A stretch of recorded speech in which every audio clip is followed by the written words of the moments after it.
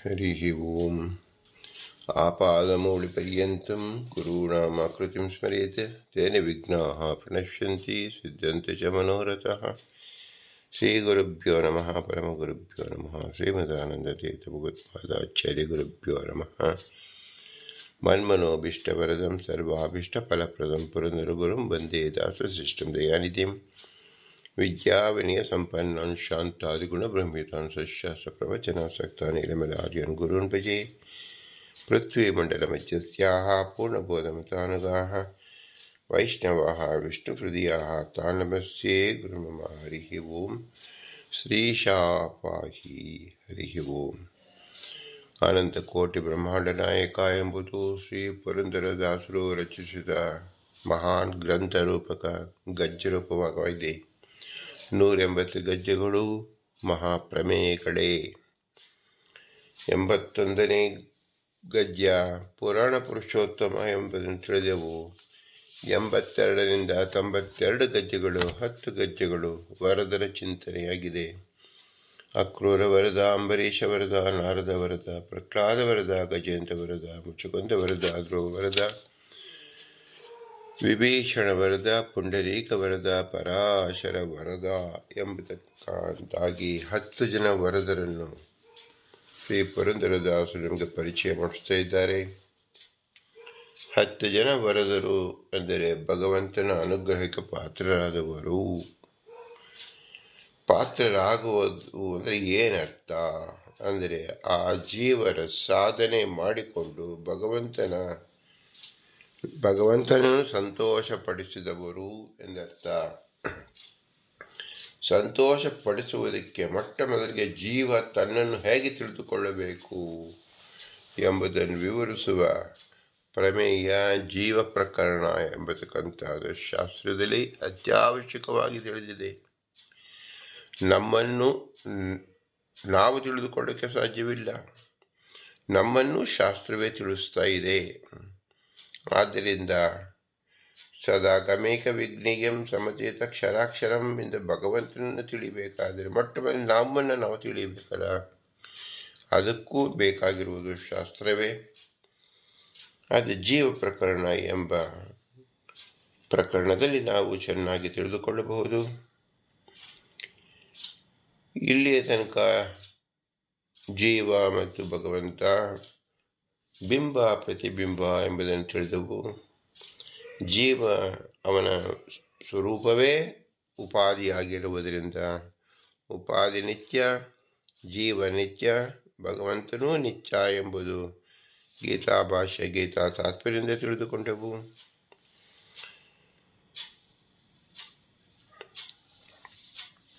ಈ ಮಧ್ಯದಲ್ಲಿ ಶ್ರುತಿ ಉದಾಹರಿಸುವಾಗ ಬ್ರಹ್ಮನು ಹೇಗೆ ಏಕ ವ್ಯಕ್ತಿಯೋ ಜೀವರು ಏಕ ವ್ಯಕ್ತಿ ಆಗಿರಬಹುದಲ್ಲ, ಏಕೆ ಜೀವರು ಅನೇಕರು ಅಂತ ತಿಳಿಸ್ತೀರಾ?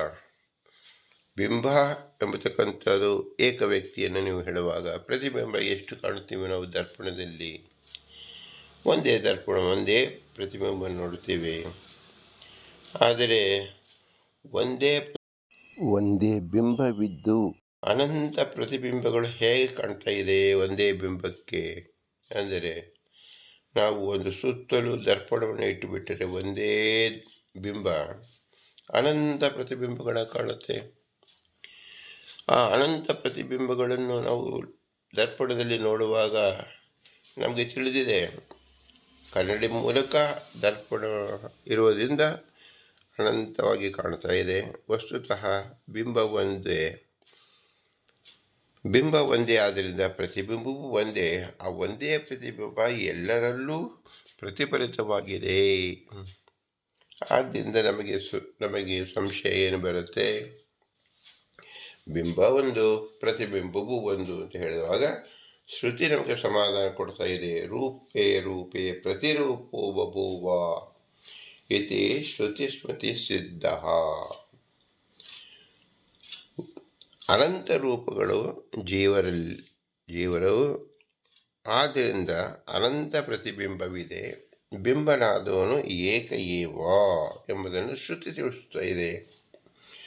ಶ್ರುತಿ ತಿಳಿಸಿದ ತಕ್ಷಣ ಅದನ್ನು ಪ್ರಶ್ನೆ ಮಾಡುವಂತೆ ಆಗುವುದಿಲ್ಲ. ಆದ್ದರಿಂದ ಆ ಯುಕ್ತಿ ಹೇಳಬೇಕಾದ್ರೆ ನಾವು ಬ್ರಹ್ಮಸೂತ್ರವನ್ನೇ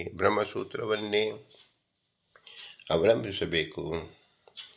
ಬ್ರಹ್ಮಸೂತ್ರದಿಂದೇ ನಿರ್ಣಯ ಮಾಡಿಕೊಳ್ಳಬೇಕು. ತತ್ವಪ್ರಕಾಶಕದಲ್ಲಿ ಶ್ರೀಮದಾನಂದ ತೀರ್ಥರು ಶ್ರೀ ವೇದವ್ಯಾಸರ ಓಂ ಆಭಾಸ ಏವಚ ಓಂ ಎಂಬ ಸೂತ್ರದಕ್ಕೆ ವಿವರಿಸುವಾಗ ಶ್ರೀ ಜಯತೀರ್ಥರು ಮುಂತಾದ ಅನೇಕ ಟಿಪ್ಪಣಿಕಾರರು ಈ ವಿಷಯವನ್ನು ನಮಗೆ ಅತಿ ತಿಳಿಯಾಗಿ ಗೊತ್ತಾಗುವಂತೆ ತಿಳಿಸಿಕೊಟ್ಟಿದ್ದಾರೆ. ಅದನ್ನು ನಾವು ತಿಳಿಯುವ ಪ್ರಯತ್ನವನ್ನು ಮಾಡೋಣ. ಶ್ರೀ ಪುರಂದರದಾಸರು ಇಲ್ಲಿ 10 ಜನ ವರದರನ್ನು ಚಿಂತಿಸಿರುವುದಕ್ಕೆ ಮೂಲ ಕಾರಣ ಭಗವಂತನೊಬ್ಬ ಜೀವರು ಅನಂತ ಸಂಖ್ಯೆಯಲ್ಲಿ ತಿಳಿದುಕೊಳ್ಳಬೇಕು. ಅದನ್ನು ದಶ ಸಂಖ್ಯೆಯಿಂದಲೂ ತಿಳಿದುಕೊಳ್ಳಬಹುದು. ದಶವಾಚಿ ಅಂದರೆ ಅನಂತವಾಚಿ ಎಂಬುದು ಅರ್ಥ. ಆದ್ದರಿಂದ ದಶವರದರನ್ನು ಇಲ್ಲಿ ತೋರಿಸಿದ್ದಾರೆ ಅಂತ ನಾವು ತಿಳಿಯಬಹುದು. ಇದನ್ನು ವಿಶೇಷವಾಗಿ ಚಿಂತಿಸೋಣ ಬನ್ನಿ. ಬ್ರಹ್ಮಸೂತ್ರ ದ್ವಿತೀಯ ಅಧ್ಯಾಯ ಎಂಬುದು ಅವಿರೋಧಾಧ್ಯಾಯ ಎಂಬುದು. ನಮಗೆ ಯಾವುದೇ ಪ್ರಶ್ನೆ ಬಂದಾಗ ಅದು ಅವಿರೋಧವಾಗಿ ನಿರ್ಣಯಿತವಾಗಬೇಕು. ನಮಗೆ ಈಗ ಸಂಶಯ ಬಂದಿರುವುದು ಏನು? ಬಿಂಬ ಒಬ್ಬನಾದ್ದರಿಂದ ಪ್ರತಿಬಿಂಬನು ಒಂದೇ ಆಗಲಿ ಇರಬೇಕು. ನಮಗೆ ಲೋಕದಲ್ಲಿ ಕಂಡಿದ್ದೇವೆ, ದರ್ಪಣದಿಂದ ನಮಗೆ ಪ್ರತಿಬಿಂಬಗಳು ಹೆಚ್ಚು ಕಾಣುತ್ತಿವೆ ಹೊರತು ಒಂದು ಬಿಂಬಕ್ಕೆ ಒಂದು ಪ್ರತಿಬಿಂಬ ಮಾತ್ರ. ದರ್ಪಣಾದಿಗಳು ಇಲ್ಲವಾದ್ದರಿಂದ ದರ್ಪಣ ನಿಮಿತ್ತ ನಮಗೆ ಪ್ರತಿಬಿಂಬ ಕಾಣಿಸ್ತಾ ಇದೆ ಅಂದರೆ ಇಲ್ಲಿ ದರ್ಪಣ ರೀತಿಯಲ್ಲಿರ್ತಕ್ಕಂಥದ್ದು ಯಾವುದು? ಜೀವರ ಸ್ವರೂಪವೇ. ಆದ್ದರಿಂದ ಜೀವರ ಸ್ವರೂಪವನ್ನು ಯಾತಕ್ಕೆ ನೀವು ಕಲ್ಪನೆ ಮಾಡ್ತೀರಾ ಅನಂತರಿದ್ದಾರೆ ಅಂಥೇಳಿ? ನಮಗೆ ಎಲ್ಲವೂ ಲೋಕದಲ್ಲಿ ನಾವು ಪ್ರಪಂಚದಲ್ಲಿ ನೋಡ್ತಾ ಇದ್ದೇವೆ, ಅನಂತ ಜೀವರಿದ್ದಾರೆ. ಆದರೆ ಇದೆಲ್ಲವೂ ಭಗವಂತನ ಒಂದೇ ಅಂಶವೇ ಆಗಿರಬಹುದಲ್ಲ ಎಂಬ ಭ್ರಮೆ, ಸಂಶಯ ಬಂದರೆ ಅದಕ್ಕೆ ಉತ್ತರ ರೂಪವಾಗಿ ಅವಿರೋಧಾಧ್ಯಾಯ 3ನೇ ಪಾದದಲ್ಲಿ 18ನೇ ಅಧಿಕರಣ ಅಂಶ ಅಧಿಕರಣ ಎಂಬುದರಲ್ಲಿ ನಮಗೆ ಸ್ಪಷ್ಟಪಡಿಸ್ತಾರೆ. ಇಲ್ಲಿಗೆ ಜೀವನಿಗೆ ಈಶ್ವರನ ಅಂಶತ್ವ ಅಥವಾ ಅನಂಶತ್ವ ವಿಷಯಕ ಶ್ರುತಿ ವಿರೋಧ ಪರಿಹಾರಕ್ಕೋಸ್ಕರವಾಗಿ ಶ್ರುತಿ ವಿರೋಧವನ್ನು ತೋರಿಸ್ತಾರೆ. ಮೊದಲು ವಿರೋಧವನ್ನು ತೋರಿಸ್ಬಿಟ್ಟು ಪರಿಹಾರವನ್ನು ತೋರಿಸ್ತಕ್ಕಂಥದ್ದು, ಬಗೆಹರಿಸ್ತಕ್ಕಂಥದ್ದು ಶ್ರೀ ವೇದವ್ಯಾಸರ ಕ್ರಮವಾಗಿರೋದನ್ನು ಶ್ರೀಮದಾನಂದ ತೀರ್ಥರು ನಮಗೆ ಅದರಂತೆ ಅವಲಂಬಿಸಿದ್ದಾರೆ. ಅಂಶ ಏವ ಹಿ ಯಮೇ ಜೀವಾ ಅಂಶ ಹಿ ಪರಮೇಶ್ವರ. ಭಗವಂತ ಅಂಶೇ, ಜೀವ ಅಂಶ, ಇಷ್ಟೇ ತಿಳಿಯೋಣ. ಸ್ವಯಂ ಅಂಶೇ ಇದಂ ಸರ್ವಂ ಕಾರಯೇತ ಚಲೋ ಹರಿಹಿ ಇತಿ ಗೌಪವನಶ್ರುತ್ಯ ಅಂಶತ್ವಂ ಜೀವಸ್ಯ ಉಪಲಂಬತೆ. ಗೌಪವನ ಶ್ರುತಿಯಲ್ಲಿ ಈ ರೀತಿ ಹೇಳಿದ್ದಾರೆ. ಅಂಶ ಮತ್ತು ಅಂಶ ಇದನ್ನೇ ಬಿಂಬ ಪ್ರತಿಬಿಂಬ ಅಂತ ತಿಳಿಯಬೇಕು. ಆದ್ದರಿಂದ ನೈವ ಅಂಶೋ ನ ಸಂಬಂಧ ನಾಪೇಕ್ಷಾ ಜೀವ ಪರಸ್ಯ ತಥಾಪಿತು ಯಥಾಯೋಗಂ ಪರದಂ ಪ್ರಭು ಏಕರಾಟ್ ನ ನಿಯಮ್ಯ ಸ ಕಸ್ಯಾಪಿ ಸ ಸರ್ವಸ್ಯ ನಿಯಾಮಕಃ ಇತಿ ಬಾಲ್ಯವೇ ಶ್ರುತೋ.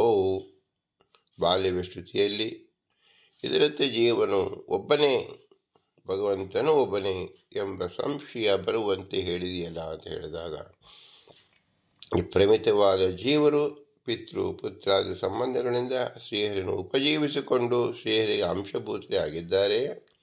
ಪ್ರಸಿದ್ಧ ಪರಮೇಶ್ವರನು ಅಂಶಿಯಾಗಿರುತ್ತಾನೆ. ಪ್ರಸಿದ್ಧ ಶ್ರೀಹರಿಯ ಸ್ವರೂಪಾಂಶಗಳಾದ ಅನಿರುದ್ಧಾದಿ ರೂಪಗಳಿಂದ ಅಥವಾ ಭಿನ್ನಾಂಶರಾದ ಚತುರ್ಮುಖಾದಿಗಳಿಂದ ಸರ್ವ ಜಗತ್ತನ್ನು ಸೃಷ್ಟಿಸುತ್ತಾನೆ. ಈಗ ಗೌಪವನ ಶ್ರುತಿಯಲ್ಲಿ ಜೀವರಿಗೆ ಅಂಶತ್ವ ತೋರುತ್ತದೆ. ಹೀಗೆ ಅಂಶತ್ವ ಶ್ರುತಿಯನ್ನು ಧಾರಿಸಿ ಅನಂತಾಂಶವನ್ನು ಶ್ರುತಿಯನ್ನು ಹೇಳುತ್ತಾರೆ ಎಂದು ಹೇಳಿದಾಗ ಮತ್ತೊಂದು ಶ್ರುತಿಯಲ್ಲಿ ಜೀವನು ಪರಮಾತ್ಮನ ಅಂಶನಲ್ಲ, ಅನಂಶನೇ. ಯಾಕೆಂದರೆ ಲೋಕಪಿತೃಗಳಂತೆ ಶ್ರೀಹರಿಯಿಂದ ಪೋಷತ್ವಾದಿ ರೂಪ ಸಂಬಂಧರಹಿತನು. ಜೀವನು ಪರಮಾತ್ಮನಿಗೆ ಉಪಕರ್ತನೂ ಅಲ್ಲ. ಆದಾಗ್ಯೂ ಜೀವನಿಂದ ಈಶ್ವರನಿಗೆ ಉಪಕಾರ ಇಲ್ಲವಾದರೂ ಆ ಈಶ್ವರನು ಜೀವರ ಸಮುದಾಯಕ್ಕೆ ಅವರವರ ಯೋಗ್ಯತಾನುಸಾರವಾಗಿ ಸ್ವರ್ಗ ಮೋಕ್ಷಾದಿ ರೂಪವಾದ ಫಲವನ್ನು ಕೊಡತಕ್ಕವನಾಗಿಯೇ ಆಗುತ್ತಾನೆ. ಸರ್ವ ಸ್ವತಂತ್ರನು, ಸರ್ವಸಮರ್ಥನು. ತಚಾಚ ಸ್ವಾಧೀನವಾದ ಯೋಗ್ಯತೆಯನ್ನು ಅಪೇಕ್ಷಿಸಿದರೆ ಸ್ವಾತಂತ್ರ್ಯ ಹಾನಿ ಇಲ್ಲ. ಆ ಈಶನು ಯಾರೆಂದರೂ ಉಪಕಾರ್ಯನಾಗುವುದಿಲ್ಲ. ಸರ್ವಗೂ ನಿಯಾಮಕನು ಎಂದು ಬಾಲ್ಯವೇ ಶ್ರುತಿ ತಿಳಿಸ್ತಾ ಇದೆ. ಅನಂತಾಂಶ ತೋರ್ತಾ ಇದೆ. ತಥಾಚ ಜೀವರು ಅಂಶರೇ, ಜೀವನು ಅನಂಶನೇ ಎಂಬ ಆಪಾತತಃ ವಿರುದ್ಧಾರ್ಥ ಪ್ರತಿಪಾದಕಗಳಂತೆ ತೋರುವ ಎರಡು ಶ್ರುತಿಗಳು ಸಾವಧಾನಗಳಾಗಿರುವುದರಿಂದ ನಿರವಕಾಶಗಳಾದ ಪ್ರಯುಕ್ತ ಅಂಶತ್ವ ಅನಂಶತ್ವ ನಿರ್ಣಯ ಆಗದಿರುವುದರಿಂದ ಅಪ್ರಾಮಾಣ್ಯವೇ ಎಂದು ಪೂರ್ವ ಪಕ್ಷ ಬರುತ್ತೆ. ಅದನ್ನು ಸಿದ್ಧಾಂತಕ್ಕೋಸ್ಕರವಾಗಿ ಸೂತ್ರಕ್ಕೆ ಅವತಾರಕ್ಕೆ ತಿಳಿಸ್ತಾರೆ. ಎರಡು ಶ್ರುತಿಗಳು ಸಂಶಯಕ್ಕೆ ಕಾರಣವಾದ ವಿರುದ್ಧ ಉಕ್ತಿಯನ್ನು ಪರಿಹಾರಕ್ಕೋಸ್ಕರವಾಗಿ ಅನ್ಯತರ ಕೋಟೆ ನಿರ್ಣಯ ರೂಪ ಸಿದ್ಧಾಂತವನ್ನು ಸೂತ್ರಕಾರರು ತಿಳಿಸ್ತಾ ಇದ್ದಾರೆ. ಓಂ ಅಂಶೋ ನಾನಾ ವ್ಯಪದೇಶಾದ್ ಅನ್ಯತಾ ಚಾಪಿ ದಾಶಕಿತದ್ವಾದಿತ್ವಂ ಮದೀಯತೆ ಏಕೆ. ಓಂ ಪಿತೃತ್ವ ಪುತ್ರತ್ವಾದಿಗಳು ನಾನಾ ಪ್ರಕಾರದ ಜೀವನು ಪರಮಾತ್ಮನಿಂದ ಉಪಕರ್ತವ್ಯನಾದ್ದರಿಂದ ಜೀವನಿಗೆ ಈಶ ಸಂಬಂಧಿತ್ವ ಹೇಳಿದ್ದರಿಂದಲೂ ಅನ್ಯತಾ ಚ ನ ಸಂಬಂಧ ಪರಸ್ಯ ನ ಸ ಅಸೌ ಅಸ್ಯ ಎಂಬ ಸಂಬಂಧ ಅಭಾವವನ್ನು ಹೇಳಿದ್ದರಿಂದಲೂ ಜೀವನು ಪರಮಾತ್ಮನಿಗೆ ಅಂಶದಂತೆ ಇರತಕ್ಕವನು, ಶ್ರೀಹರಿಗೆ ಉಪಜೀವಿಯಾಗಿ ಅವನ ಅಂಶಭೂತನು. ಮತ್ತು ಕೆಲವು ಶಾಖೆಗಳು ಅಭೇದಕ್ಕಿಂತ ಪ್ರಕಾರಾಂತರದಿಂದ ಪರಮಾತ್ಮನಿಂದ ಭೇದದಿಂದ ಈ ಜೀವನನ್ನು ಹೇಳುತ್ತಾರೆ. ಹೀಗೆ ಕೆಲವು ಶಾಖೆಗಳು ಪರಬ್ರಹ್ಮನಿಗೆ ದಾಶಕಿತ ದಾಸ ಆದಿರೂಪ ಜೀವಾಭಾವವನ್ನು, ದಾಶಾದಿಗಳಿಗೆ ಬ್ರಹ್ಮ ಭೇದವನ್ನು ಹೇಳುತ್ತಾರೆ. ಆದ್ದರಿಂದಲೂ ಜೀವನು ಪರಮಾತ್ಮನಿಗೆ ಅಂಶನು, ಪರಮಾತ್ಮನ ಅಧೀನಾಗಿ ಪರಮಾತ್ಮನ ಸದೃಶ ರೂಪನು ಆದ ಅಂಶತ್ವೋಪೇತನು ಎಂದು ತಿಳಿಯುತ್ತೆ. ಮಾಂ ರಕ್ಷಂತು ವಿಭುರ್ನಿತ್ಯ ಪುತ್ರೋಹಂ ಪರಮಾತ್ಮನಃ ಎಂಬುದು ಸ್ಮೃತಿ. ಅವ ಪರೇಣ ಪಿತರಂ ಯೋ ಅಸ್ಯಾನುವೇದ ಪರಾಯೇನಾವರೇಣ ಎಂಬುದು ಋಗ್ವೇದ. ಯಸ್ತ ವೇದ ಸಾ ಪಿತುಷ್ಠಿತ ಸತ್ ಮಹಾನಾಮ್ನಿ ಯಸ್ತಾ ವಿಜ್ಞಾನ ಸ ಪಿತುಃ ಪಿತಾ ಸತ್ ಎಂಬುದು ಋಗ್ವೇದ. ದ್ವಾಸು ಪುಣ್ಯ ಸಯುಜ ಸಕಾಯ ಸಮಾನ ವೃಕ್ಷಂ ಪರಿಶಿಶ್ವ ಜಾತೆ ತಯೋರನ್ಯ ಪಿಪ್ಪಲಂ ಜಾತ್ಯನ್ಯಶನ್ಯೋ ಅಭಿಶಾಸಕಾತಿ ಎಂಬುದು ಮುಂಡೋಕ ಉಪನಿಷತ್. ಇತ್ಯಾದಿನ ನಾನಾ ಉಪದೇಶಾತ್ ಅಂಶೋ ಜೀವ.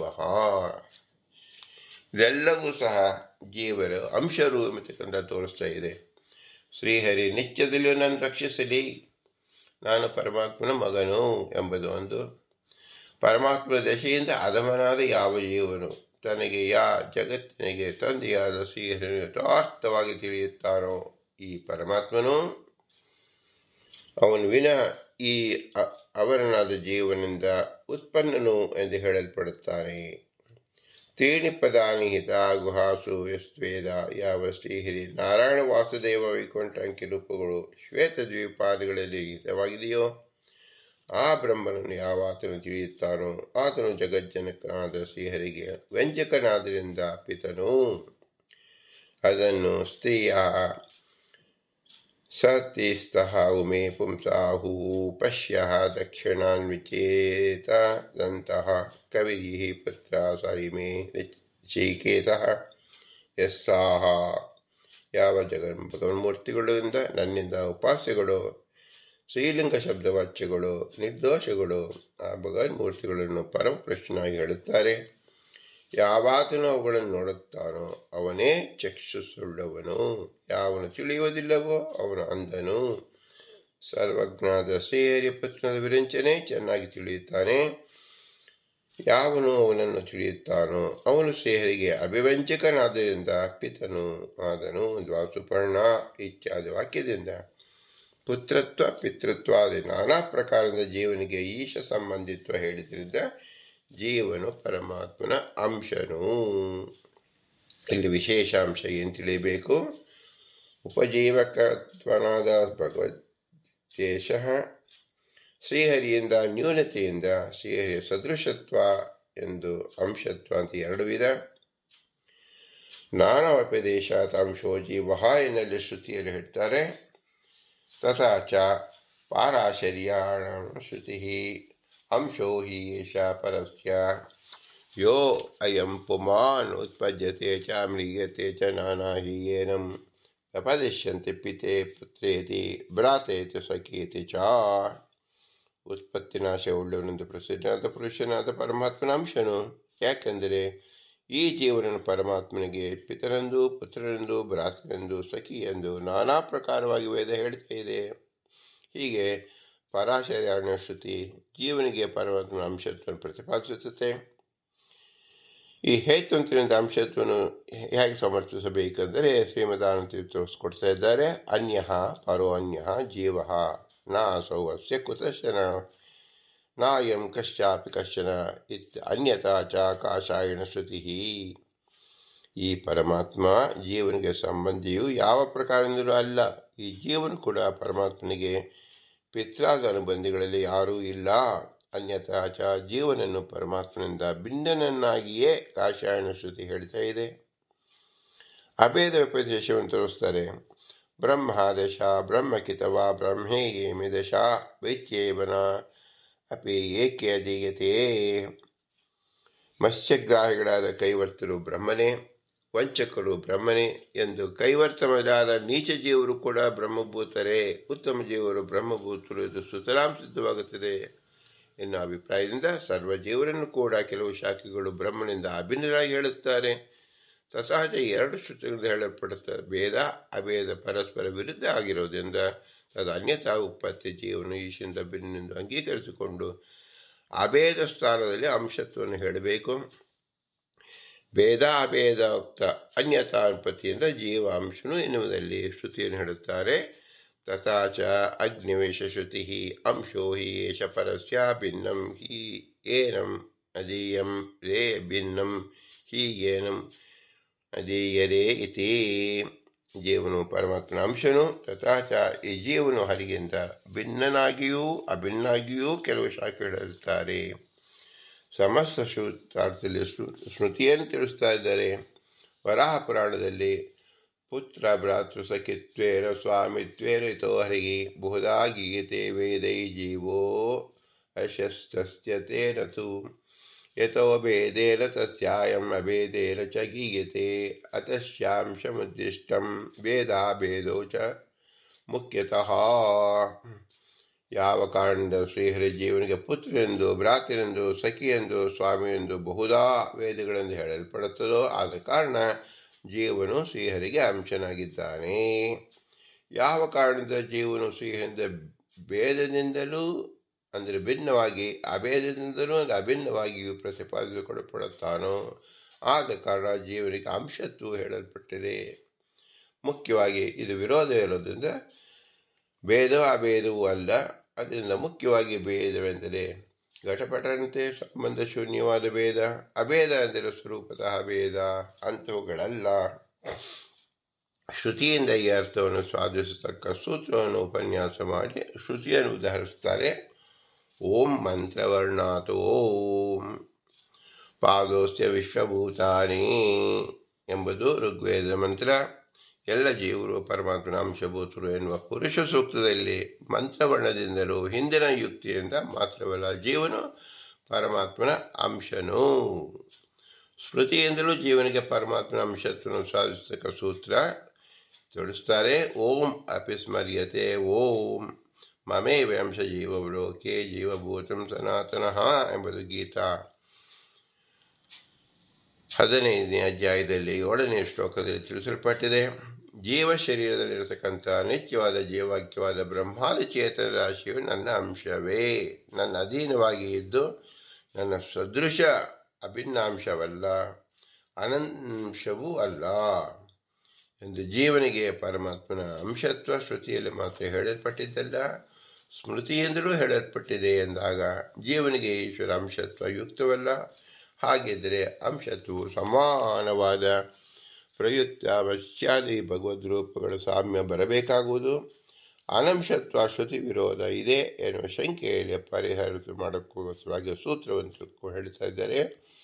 ಓಂ ಅನಂತಶ್ಚ ಶ್ರುತೇ ಗತಿ ಚಾಹ ಓಂ ಪ್ರಕಾಶವನ್ನೇವಂ ಪರಃ ಓಂ ಅಂಶತ್ವೇಪಿ ನ ಮತ್ಸ್ಯಾದಿರೂಪ ಪರ ಏವ ವಿಧಃ ನೈವಾಂಶಃ ಇತ್ಯಾಜ್ಯ ಅನಂಶತ್ವ ಶ್ರುತಿಗೆ ವಿಷಯವನ್ನು ಮತ್ಸ್ಯಾದಿ ಭಗವದ್ರೂಪಗಳಿಂದ ಅಸಾಮ್ಯವನ್ನು ಅಂಶತ್ವ ಶ್ರುತಿಗೆ ವಿರೋಧ ಪರಿಹಾರಕ್ಕಾಗಿ ಹೇಳುತ್ತಾರೆ.